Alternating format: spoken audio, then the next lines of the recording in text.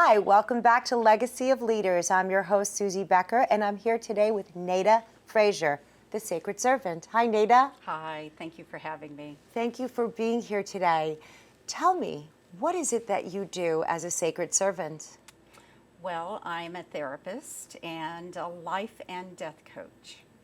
Wow, can you tell me a little bit more about, I know what a life coach does, but tell me more about what a death coach does. Well, my background is that I accompany people at the end of their life or people long before they're in that what I call hot minute, preparing for the end of their life. I am a certified end of life doula. And so I've been doing that for many, many years and went back to school, got my MSW, became a therapist, and am now working as a palliative care social worker also at Mayo Hospital. So everything I do is in that field. Wow, it sounds like you provide a great deal of comfort, relief, and mostly information and education.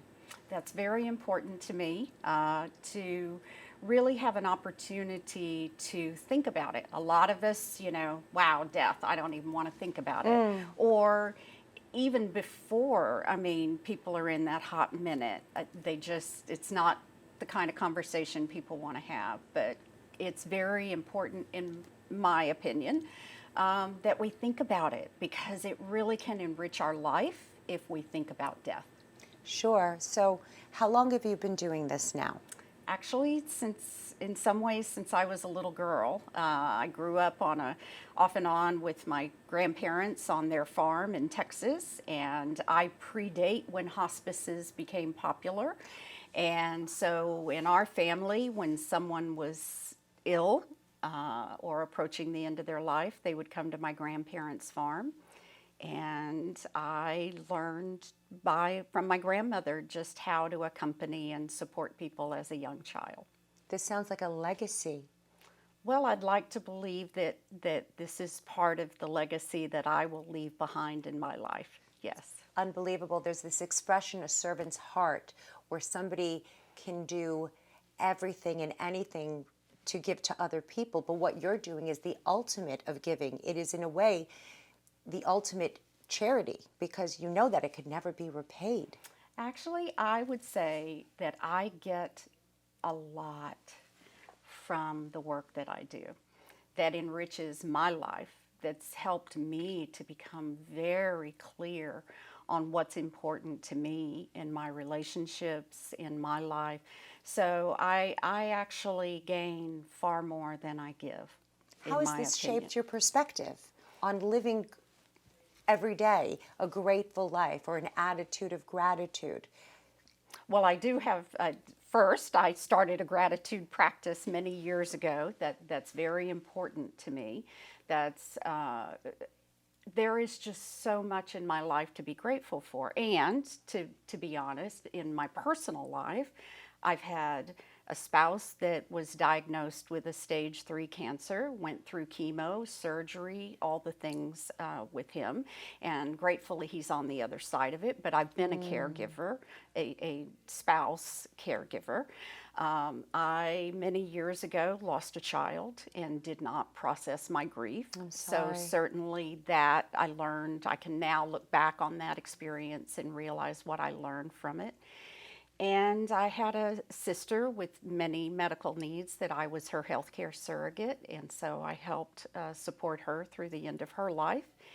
And then my mother is one of the people who got COVID and was in a facility where she could not be visited. And so I walked my mother home over video.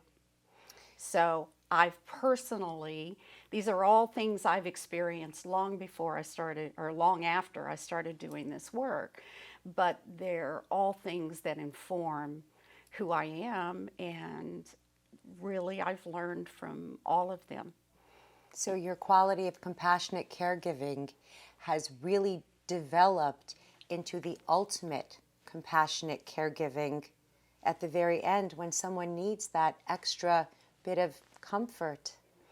I hope so. I certainly think that it informs the work I do, but I also really enjoy working with people on living their life now long before, because I really do believe if we think about it now, long before the diagnosis, long before we have some event, we will live more fully. And that's why I call it a life and death coach. So, for example, I have a class I created that I teach in several different environments for the community. I teach it in the UNF OLLI program, and I teach it in several retirement communities. And I named it Live Consciously by Exploring Death, because I believe that we really can live more consciously and enjoy our lives and have full, richer lives if we spend some time talking with someone about death and planning. Well, thanks, Nada, for joining us today. To find out more about the Sacred Servant, you can go to www.iwannabuzz.com. We'll catch you next time on Legacy of Leaders.